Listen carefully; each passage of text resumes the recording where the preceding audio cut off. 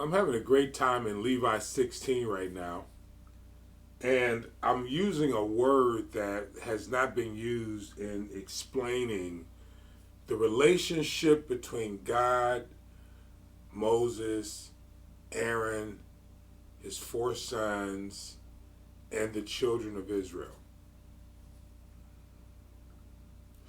And that word is intercessory. Uh, the reason why I'm using this word is because I want you to see the relatability of what was taking place or transpiring at that time and what transpires in our life today. We constantly intercede for our children. We constantly make sacrifices for our children. We constantly intercede for our friends, for our family, for our government officials.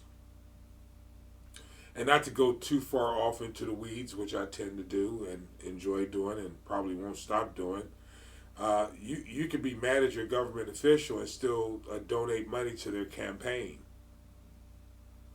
and not really be knowing what they're doing because you don't look for updates. You just donate because you like that particular government official. You don't really know what your pastor is doing, but you donate because you want association with those people. We intercede, and donating money is a form of intercession. Um, Spending time with people is a form of intercession. Aaron is being taught by God through Moses how to intercede for the children of Israel and also for his own family. It's done by a process today we call confession and transparency and accountability. These words weren't used back then, but these words are used today. And that's where we have to be confident about being able to take old school language and translate it into new style or new school 2023 language so that we actually understand how these processes really work in our life instead of acting like we do but we don't.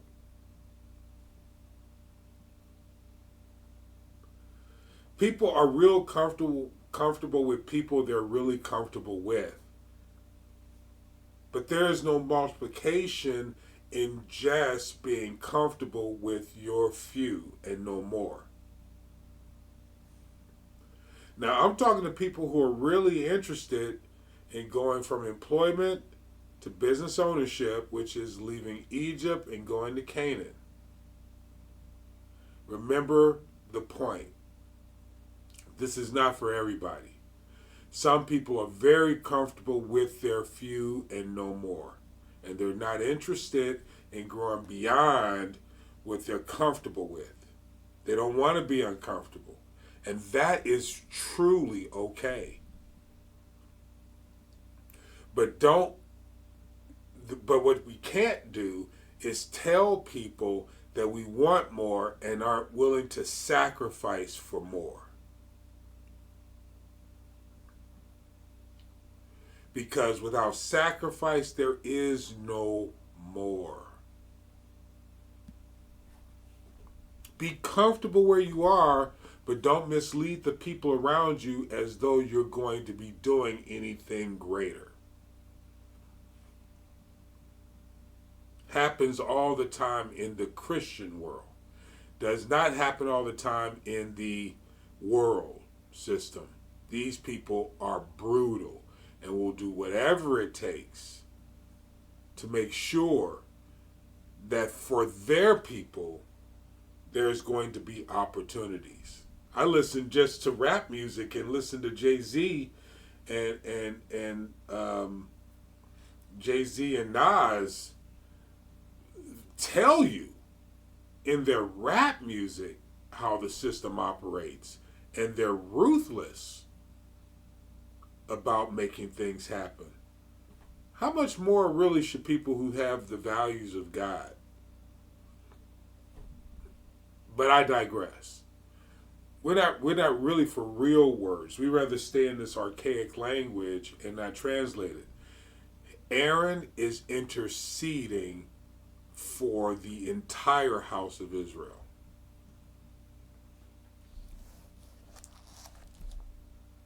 And it is the way it works, whether it's in the world or the people. Listen, I'll put it like this.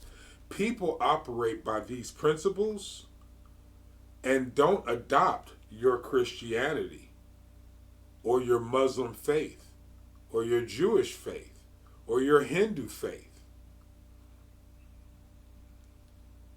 I've had the pleasure of reading the Bible many times. I've only read through the Quran. I've never read it from front to cover. I have read the Bhagavad Gita, I think, front to cover, which is Hindu. The principles are the same from what I can see. From what I can see. Is Jesus Lord? Yes. Lord of my life. Spirit-filled, tongue-talking Christian. I told you that. That's not the point. Jesus also traveled from east to west during his only 33 years of life. Historical record. It's not the point. The point is, are we willing? What is this life about if it's not about interceding for others? Is your purpose just to get great gain?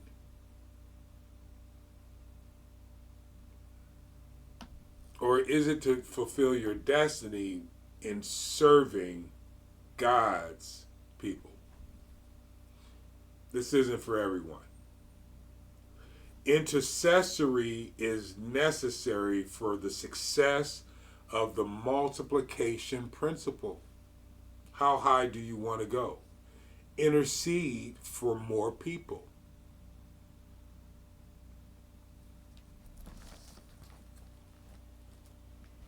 We stopped in Leviticus chapter 16. I want to pick up back there. Reiterate some things.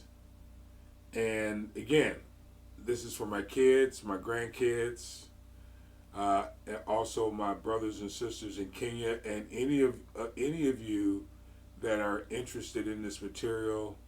Thank you for listening. If it's a blessing to you as well. Leviticus chapter 16. Let's start at verse 8.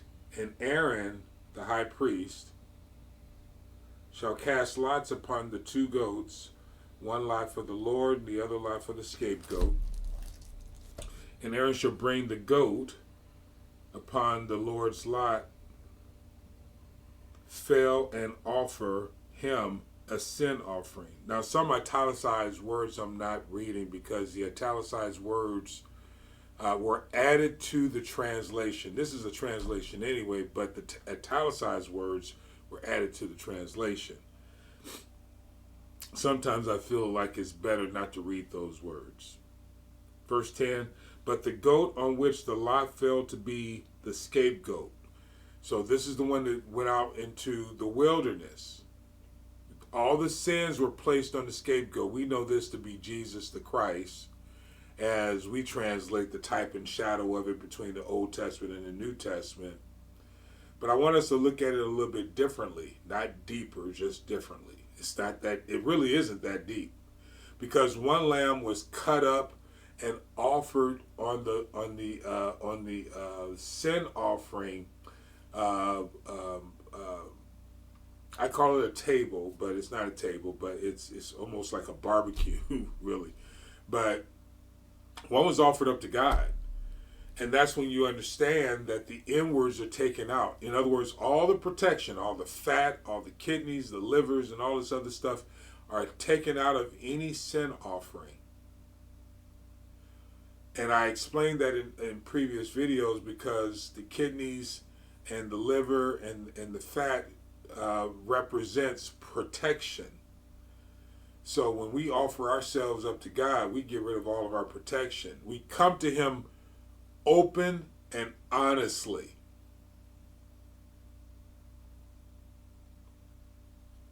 The news is for a lot of you, and I think there's going to be a news for a lot of you, we also should be coming to each other open and honestly as well.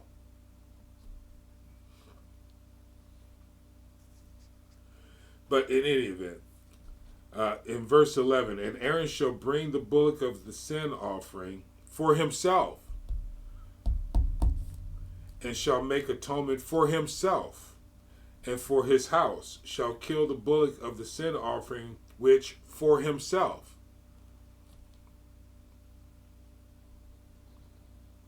And he shall take a cent. Now, by the way, the people saw him taking in the bullock, understanding that it was for himself. For all you who believe in secrets. And he shall take a censer full of burning coals of fire. Now, once by the way, but once it was time to make the offering, the people had to leave the tabernacle of the congregation. But the people were there.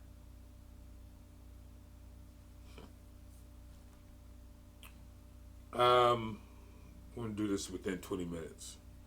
And he shall take a censer full of burning coals of fire and off of the altar before the Lord, and his hands full of sweet incense, beaten small, and bring it within the veil. There's actually a recipe for the incense in here. I forgot to make note of that. They're in my notes, but that's important because there are healing properties in the incense, and they're specifically for God. And he shall put the incense upon the fire before the Lord, that the cloud of the incense may cover the mercy seat, that upon the testimony that he died not. Upon the testimony seat, that upon the test. What's the testimony?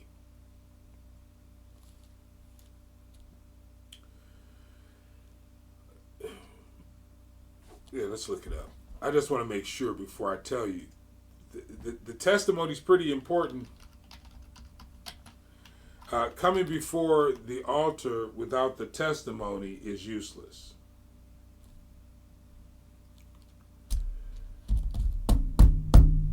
Where was I? Chapter 16, verse. Shall put incense in the fire, that the cloud of incense may cover the mercy seat before the testimony. That's verse 13. What's the testimony? It's feminine. Adoth. What does the word mean? No, that's not it. Testimony. Eduth. Let's find out what the testimony is. Real time. It means just that. Yeah. Yeah, it just means exactly what it is. It's your story.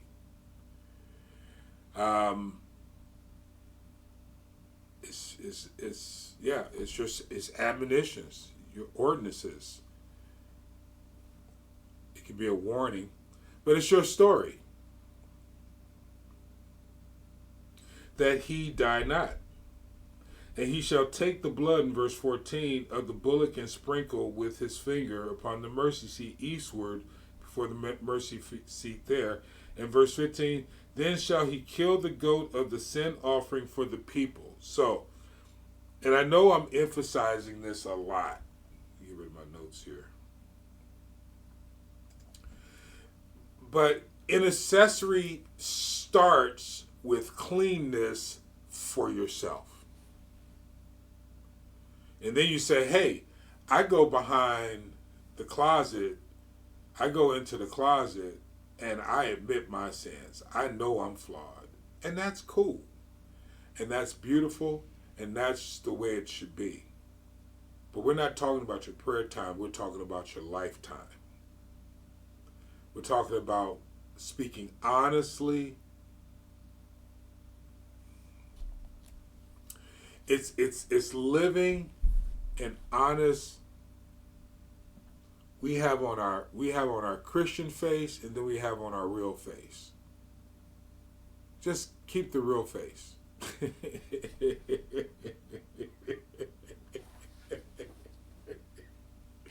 I was telling you yesterday that when I was talking to a brother of mine, a big brother of mine, he is definitely a mentor because he's smarter than me in a lot of areas of living life. And this brother, you can have a conversation with him, and it's not telling all his business, but he's transparent enough to have a conversation with you. And it ain't I'm blessed and highly favored. It's a conversation. This is the kind of cat you can talk to for 4 or 5 hours. It used to be that way, I believe, in the 70s and 80s when I was growing up as a kid, that I could be on the phone with somebody or we could just be sitting there rapping for 4 or 5 hours, and there are no airs. There are no airs. There are no airs.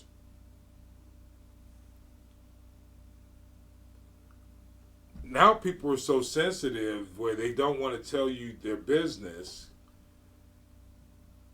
And now we have plenty of airs, and it makes it very difficult to intercede for people unless you have a prophetic gift, which we all do to a certain extent. But it makes it very difficult for you to intercede for someone, be a part of something, and we're talking about nation building, not just group building. We're talking about 12 heads of the family, if not 14 heads of the family, not just your little head of the family. We're talking about where everyone is not a politician, everyone is not a social leader, everyone is not a church leader, everyone is not a CPA, everyone is not a banker, everyone is not a real estate mogul, investor, everyone is not a securities broker, but you have a little bit of all of it within the 12 families. Everyone's not a builder, but they're at the table. Everyone is at the table. In banking, it's called a syndicate. That's what it's called in banking. It's called having a syndicate of banks looking at an investment and then sharing the responsibility. In insurance, they call it reinsurance.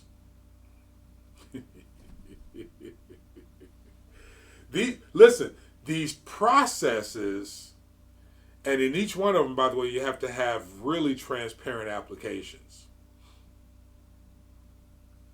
These processes are used by business leaders. These processes are used by industry leaders in all types of things. How, because it's such a popular way of saying it, how much more should we be towards each other in gathering together, being transparent with one face, understanding everyone else's strengths and weaknesses?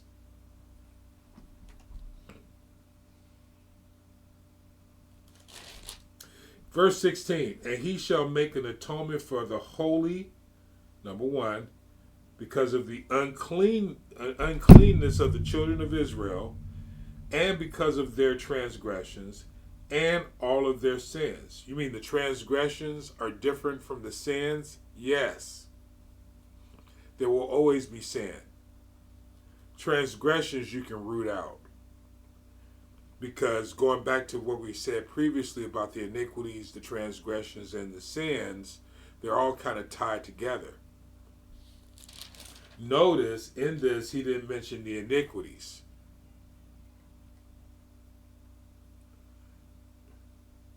The iniquities is kind of like the sentence. But he did mention the sins and the transgressions. Powerful stuff. The tabernacle of the congregation that remains among them in the midst of their uncleanness. I'm telling you about the uncleanness, and I don't think you're catching it. The uncleanness is not the act. The uncleanness is the relationship between the members. I keep trying to beat around the bush, but it's about the souls. It's about the people that God places into your life, and you decide you don't want to go into the holies for them, or the holy. Have you killed your ram or your bullock? Oh man, it's